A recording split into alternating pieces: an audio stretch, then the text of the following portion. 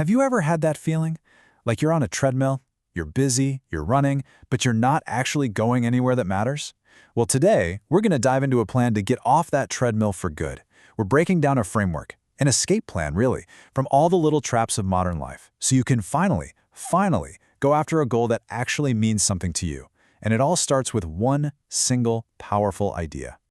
You've probably heard this quote before. It's one of those things that sounds incredibly deep, but you don't really feel it until something happens that makes it hit you like a ton of bricks. For the person whose journey we're following, that moment came when he started what he thought was just a hobby, memorizing the Quran. And that one goal, it cracked open the real and honestly unsettling meaning behind these words. So what does it really mean to die at 25? It means that's the age your dreams just stop. Your ambition kind of fizzles out, and you just settle into this pre-packaged life that was handed to you. But here's the crazy part. Our modern world is almost perfectly engineered to make this happen. It's like a system designed to distract you, to drain your energy, and to steer you away from your highest potential and your most sacred goals. You see, what started as a simple spiritual habit, something to do after class or work, it ended up becoming a powerful lens. The more serious he got about it, the more time and focus it demanded, and the more it started to expose everything. All the flawed habits, the broken routines, the distracting environment, it was all laid bare. The deeper he tried to go with his goal, the more friction he felt from the world pushing back against him. And that brings us to our first section here, the 25-year-old's funeral.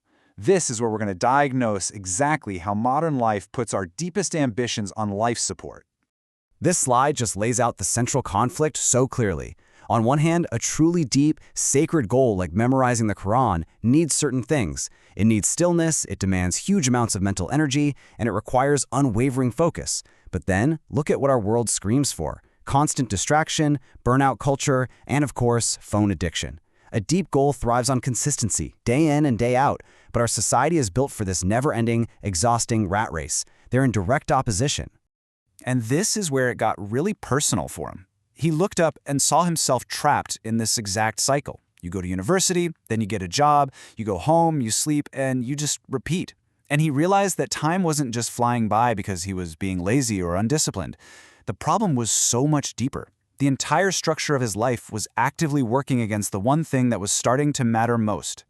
So, okay, how big is this problem? Really? Let's actually quantify it. Our next section is called Your 2 Hours of Freedom, and this is where we put a number on the time we're losing. And honestly, the result is pretty shocking. Just take a second and think about your own day. Seriously. After work or school, your commute, making food, chores, family obligations, all the things you have to do. How much truly free, high-quality time are you left with? Now, if you ask a tool like ChatGPT, you get what sounds like a pretty reasonable answer. The average adult has about 3 to 5 hours of free time every day. And at first you think, wow, that's actually a lot of time. I could totally work on my dream with that. But that number is basically a fantasy, because it completely ignores the single biggest thief of our potential, that mindless scrolling, the digital junk food, the endless vortex of our screens that just eats our best hours for breakfast.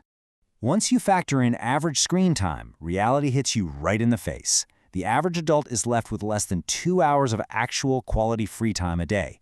And, let's be real, those are usually the worst hours. At the end of the day, when you're already exhausted and have zero mental energy left for what truly matters. And this is the truly terrifying part. When you stretch that daily deficit of a couple hours over weeks and months and decades, the math is just staggering. You aren't just losing a little bit of progress on a hobby. You're losing entire years of your life that could have been spent building something incredible, deepening your faith, or making an impact. You're trying to build something sacred inside a lifestyle that's built for chaos. It doesn't work. Okay, that was the bad news, I know, but seeing the problem clearly is the absolute first step to fixing it. So now, let's shift gears and actually talk about the solution. This brings us to designing your escape plan. Now, this isn't about some cheesy motivation hack or a quick burst of energy. This is a structured 4-layer plan. It's designed to systematically build a life that actually protects and nurtures your most important goals. Let's break it down. So, the first 2 layers, these are the foundation you build everything on. Layer 1, Map the Future, is all about getting brutally honest with yourself. Not what looks cool on Instagram, not what your parents want for you, but what do you truly want? And then, the even harder question, what kind of life, what kind of environment does that goal actually require to survive? Then comes layer 2, reclaim your time. This is the tactical part.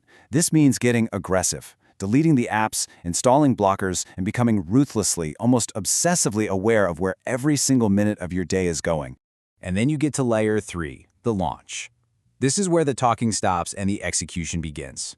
He knew from past failures that he needed a non-negotiable minimum of 2 hours of focused effort every single day. And that meant waking up earlier, using his commute to review, memorizing in his car between classes. It meant finding every little dead pocket of time that most people just throw away on their phones and putting it to work. And this just brilliantly shows you the power of consistency. Think about a meteor that's heading towards Earth.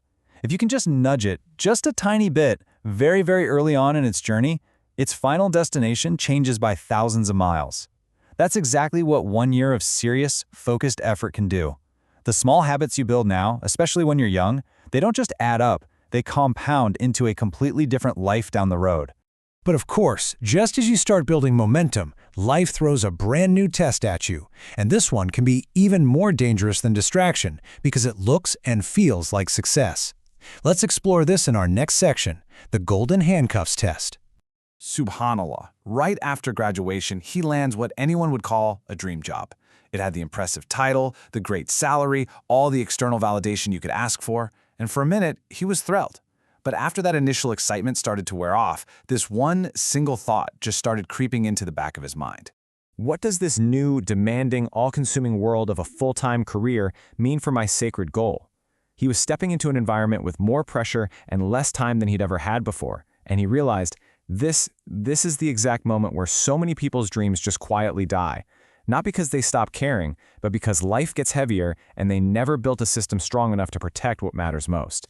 This slide just lays out the conflict perfectly. On the left, you've got society's version of success, the impressive title, the new car, the high salary, but on the right are the values of his sacred goal, actual progress, real freedom, deep fulfillment and purpose. And he realized that what looked like success to literally everyone else was starting to feel more and more like a trap. It looked like a pair of golden handcuffs. This realization was huge, and it led him to the final, most important part of the entire plan, a long-term, permanent solution. And that brings us to our last section, build a life for it. This is layer 4. The ultimate goal became financial independence, but not in the way you see it sold online. It wasn't about flexing with luxury cars or fancy watches. It was about one thing, freedom. The freedom to buy back his time, to create a runway where he could go all in on his memorization, and to finally step out of a system that was only giving him the leftover scraps of his energy at the end of the day. Because this is the core principle of the whole thing. Your environment shapes you so much more than you realize. Think about it. If you were dropped into a city famous for art, you'd inevitably start to care more about art. He realized he needed to stop trying to make a little bit of progress in an environment that was fundamentally unsupportive. He needed to start designing an entire life, a brand new environment that was built for his goal, from the ground up. So end with this question. This whole journey started with one person deciding to take one goal seriously, and it led to a complete rewiring of what it means to live a meaningful life.